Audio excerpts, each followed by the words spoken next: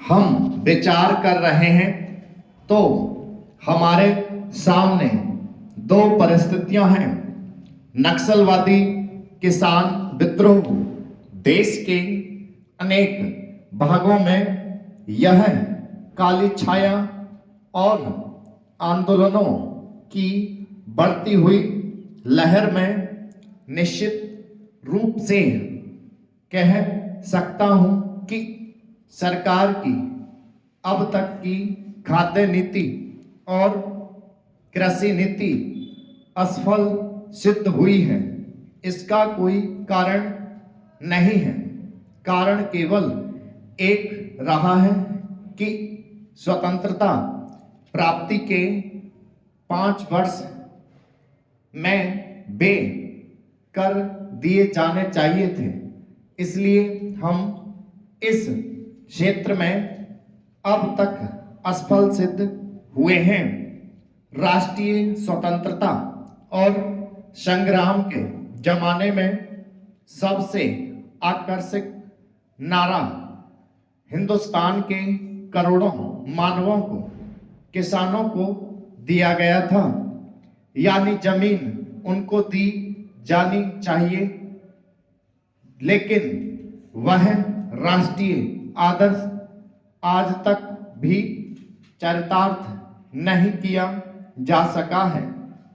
एक तरफ करोड़ों एकड़ प्रति बंजर जमीन पड़ी है, जो कि सरकारी आंकड़ों के हिसाब से 11 करोड़ एकड़ से कम नहीं है।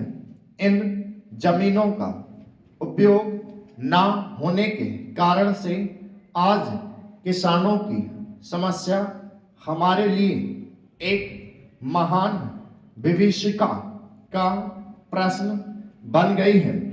आज स्थिति यह है कि करोड़ों खेत मजदूर, भूमिहीन आदिवासी, हरिजन एक तरफ पड़े हुए हैं और दूसरी तरफ करोड़ों एकड़ प्रति बंजर जमीन अनेक रूप में पड़ी हुई है। मैं इतनी वृद्धि कैसे हुई? हम यह नहीं कहते कि प्रति बंजर जमीन को भूमिहीनों में बांटने और भूमि सुधार के क्रांतिकारी कानून से सारी बेकारी दूर हो जाएगी। लेकिन इसमें संदेह नहीं है कि उससे बेकारी की गिनती में बहुत बड़ी कमी होगी। सरकार को इस तरफ ध्यान देना होगा। राष्ट्रीय सुरक्षा के बाद जो हमारे देश की सबसे बड़ी समस्या है, किसान समस्या, यानी इन्हीं कारणों के कारण यह सब हुआ है। यह कलंक है। हमें हर संभव रूप में किसान की सहायता करनी चाहिए।